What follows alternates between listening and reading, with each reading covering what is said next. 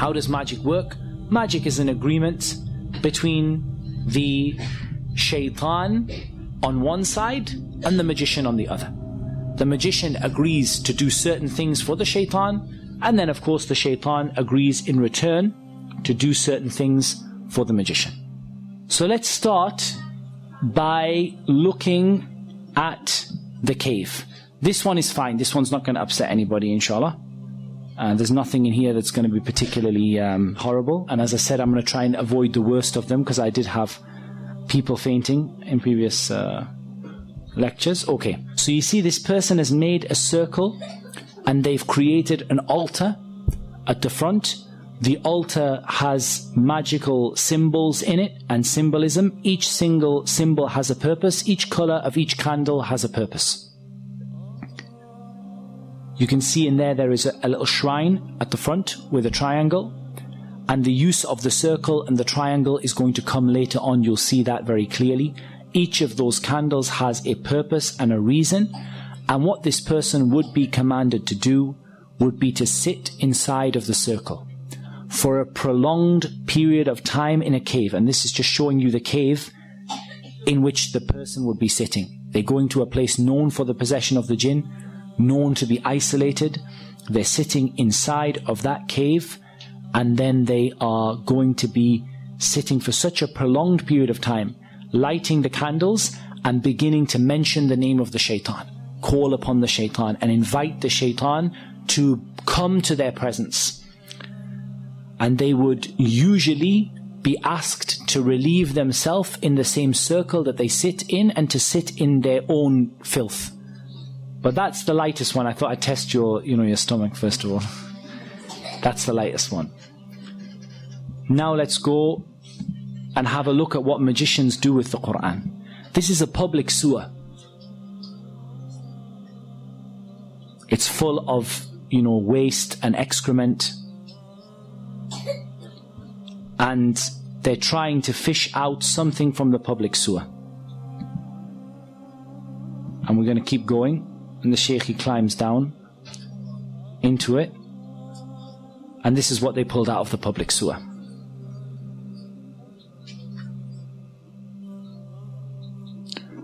As you can see, this is a copy of the Quran that has been used in a public sewer. It's covered in human filth. It's covered in sewage. And they now have to clean and purify this copy of the Quran. Just in case you thought that was a one-off, we'll show you another video. This one has 51 copies of the Mus'haf that have been disgraced by the magicians. As you can see, they are covered, these are all copies of the Quran. They are covered in knots. They are covered in filth inside of them. They're going to open one of them up. They're covered in pins like voodoo dolls. They're cutting them open, and you see the state of the Mus'haf inside. You can see the color of the water that is coming off of the copies of the Quran as they're washing them, as they're opening them.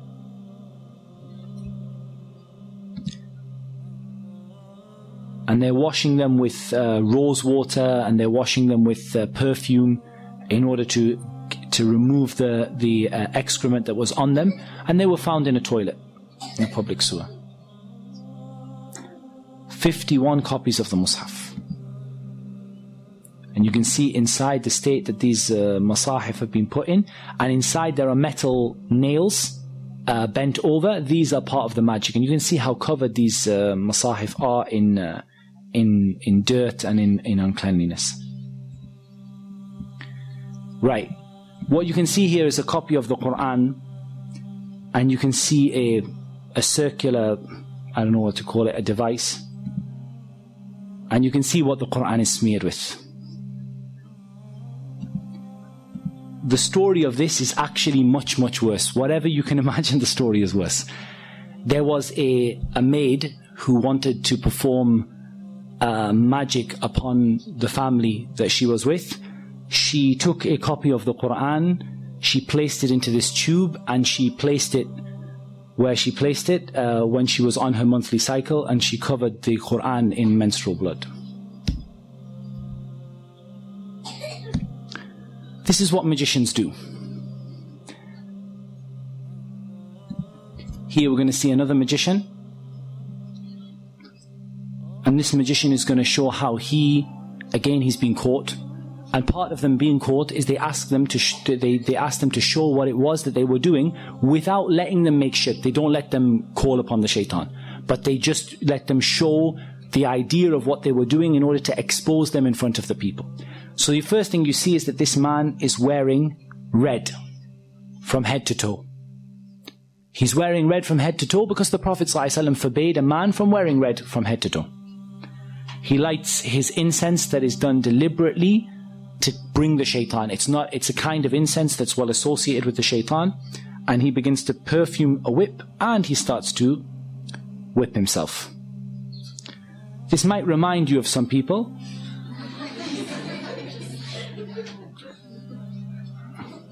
And I'll make no further comment than that. Now, what you can see there is curtains on the wall that again he has disobeyed the Prophet ﷺ by placing curtains all over the wall. And what you see here is blood stains on the curtains. Now, what he would do is he would sacrifice a rooster. The rooster that's associated with the calling of the people to the Fajr prayer. They would sacrifice a rooster to other than Allah. To sacrifice a rooster to the shaitan and then allow it to flap around the room, spreading the blood all over the walls. And then you would see what this person would do. They have some more little tools that they use. They would then lie in a position of humility and a position of lowliness. And you're going to see. And they would stay in that position calling upon the shaitan. Calling upon the shaitan to appear before them, calling upon the shaitan to help them, calling upon the shaitan to aid them and to support them. And what they do is they make a contract between themselves and between the shaitan. And this contract is then placed in a number of places. And I'm going to show you some examples. This here is a bird that was confiscated from the house of a magician.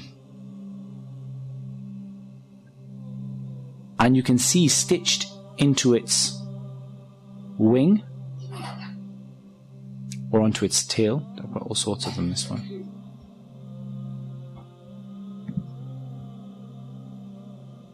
That stitched onto its wing, you have either a written piece of paper with the magic written on it, or you have various strings and threads that have been blown, the magic has been blown over them. I think the other one is a little clearer, so I'll put the other one on.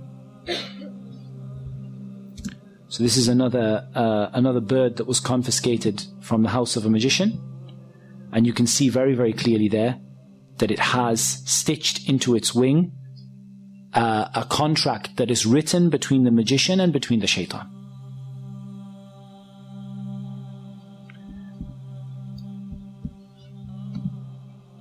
You also have an example of they're burying the magic in the graves.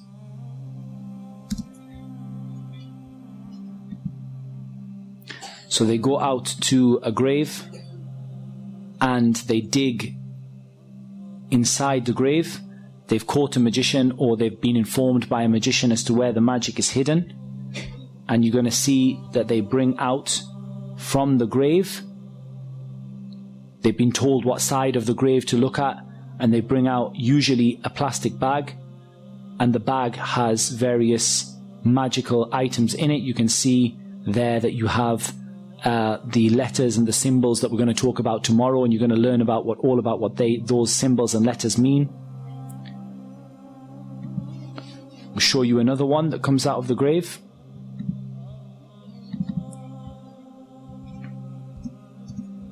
This is right in the base of the grave, in the middle of the night. They call them out because they've heard that there's some magic buried there, and they keep on digging and digging. And eventually they take out this pouch. And they start to open the pouch. And we're going to see what's in it.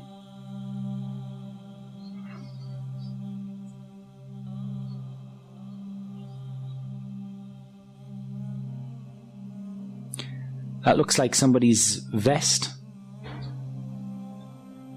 Inside you have an egg which is painted or coloured red, may well be blood, and has a number of needles stuck into it. You have a tissue, a man's tissue. You have a lemon. You have the head of an animal that was sacrificed to other than Allah.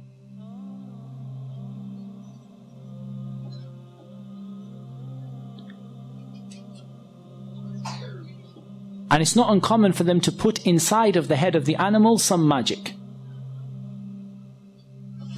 And you have these writings, you have all sorts, it's covered in blood. You have a child's nappy in there. And you have a sanitary towel. And there's some Quran in there as well.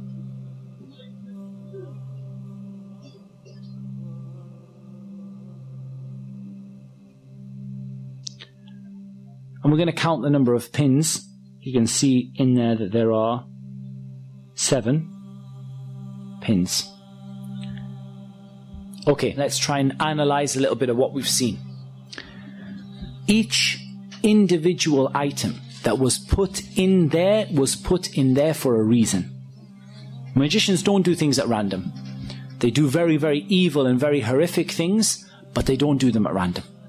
It was put in there for a reason and an aim in order to bring the shaitan and cause a problem. And I'll tell you what happened. The story of this, the sheikh who gave me the video, he actually was involved in the case and he told me the story. He said what happened was there was a woman who had been divorced by her husband and she had lost custody of her child. She went to a magician in order to bring her child back to her. She brought her own blood. She brought the child's nappy. She brought some clothing from her husband and his tissue.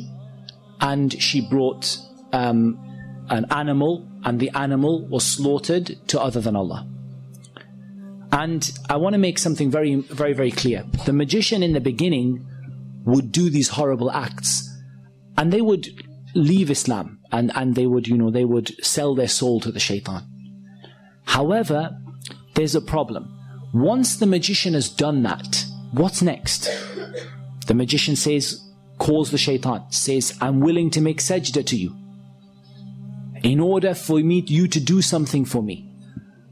And the jinn and the shaitan say, well, what's the point? You've already disgraced the Quran, you've already left Islam, you've already done the worst of the worst of the worst. There's nothing left to ask from you. So then he says, what can I do for you next to make you carry out my orders once again? And so the shaitan says, now you have to bring other people. It's not enough for you to leave Islam.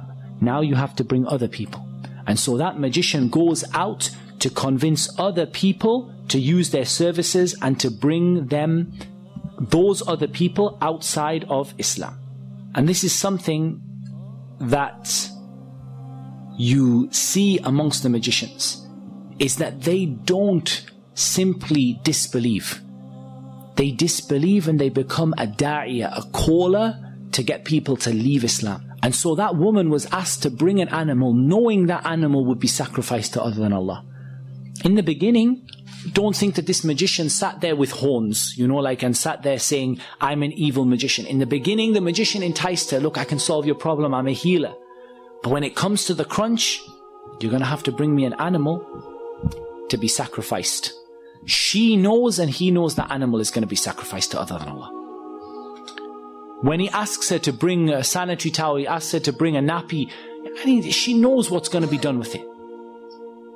But he has to get her to make that step so that she would leave Islam. And when she leaves Islam, then the jinn will now do another act for him and would afflict her husband and cause him to lose the custody of his child, and for the child to go back to the mother, or afflict the husband to make him love the woman again. And of course it should be mentioned that they never bring anything good. And they never, ever, ever are successful in what they do. وَلَا يُفْلِحُ السَّاحِرُ حَيْثُ أَتَى. The magician will never be successful wherever they are. and the husband would go insane, fall in love with his wife once again, go back to his wife. Within a few months, he will have fallen out with her again.